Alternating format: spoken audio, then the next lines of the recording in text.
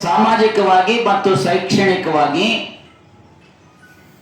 ಹಿಂದುಳಿದಿದ್ದು tribal characteristics ಇದ್ರೆ ಅವರು ST ಆಗುತ್ತಾರೆ. 1950ರ SC reservation order 1950, ST reservation order 1950. SC ನಲ್ಲಿ 101 ಜಾತಿಗಳು ಎಸ್.ಸಿ ಅಂತೇಳಿ ಕ್ಲಾಸಿಫೈ ಆಗಿದ್ದಾರೆ. ಎಸ್.ಟಿ ನಲ್ಲಿ 51 ಜಾತಿಗಳು ಕ್ಲಾಸಿಫೈ ಆಗಿದ್ದಾರೆ.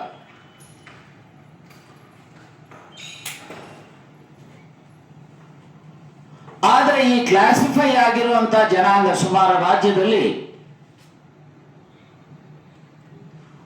1,25,00,000 ಜನ ಎಸ್.ಸಿಗಳಿದ್ದಾರೆ. 50 ಲಕ್ಷಕ್ಕೂ ಹೆಚ್ಚು ಜನ ಎಸ್.ಟಿಗಳಿದ್ದಾರೆ. ಹಾಗೆ ಆರ್ಟಿಕಲ್ 340 ಪ್ರಕಾರ ಯಾರು ಅನ್ಟಚಬಲ್ ಅಲ್ಲ, ಯಾರು ಟ್ರೈಬಲ್ ಕ್ಯಾರೆಕ್ಟರಿಸ್ಟಿಕ್ಸ್ ಇಲ್ಲ, ಆದರೆ ಅವರು ಸಾಮಾಜಿಕವಾಗಿ ಶೈಕ್ಷಣಿಕವಾಗಿ ಹಿಂದುಳಿದಿರುವಂತವರನ್ನ ಹಿಂದುಳಿದವರು OBC ಅಂತೇಳಿ ಕ್ಲಾಸಿಫೈ ಮಾಡಿದ್ದಾರೆ. ಅವರು ಸುಮಾರು 2,25,00,000ಕ್ಕೂ ಹೆಚ್ಚಿದ್ದಾರೆ.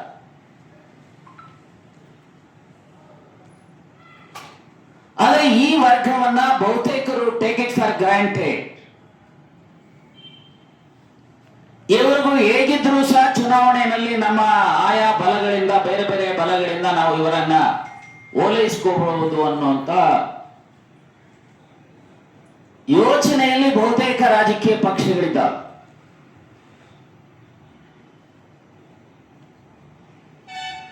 ಅಂಬೇಡ್ಕರ್ ಅವರು ಮೋರ್ ಪರ್ಟಿಕ್ಯುಲರ್ಲಿ ಎಸ್.ಸಿ ಅಂಡ್ ಎಸ್.ಟಿಗೆ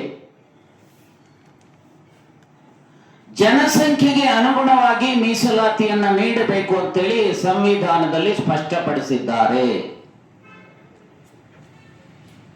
ಸಂವಿಧಾನದ ಪ್ರಿಯಾಂಬಲ್ ಅಲ್ಲಿ ಜಾತಿ ರಹಿತ, ವರ್ಗ ರಹಿತ, ಶೋಷಣೆ ರಹಿತ, ಸಮಪಾಲು ಸಮಬಾಳು ಸಮಾನ ಅವಕಾಶದ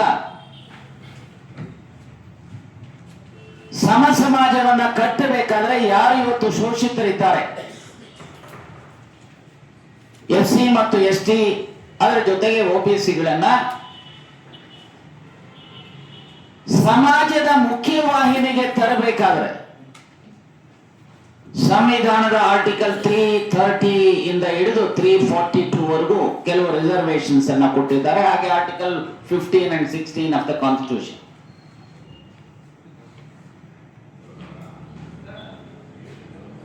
ಆದರೆ ನಮ್ಮ ಸತತವಾದಂತ ಹೋರಾಟ 1984-85ರಲ್ಲಿ ನಾಯಕ ಸಮಾಜದ ಪರ್ಯಾಯ ಪದಗಳನ್ನ ರಾಮಕೃಷ್ಣ ಹೆಗಡೆ ಅವರ ನೇತೃತ್ವದ ಸರ್ಕಾರ, ನಾನು ಮತ್ತೆ ನಮ್ಮ ಮಾವನವರು ವೀರಣ್ಣವರು,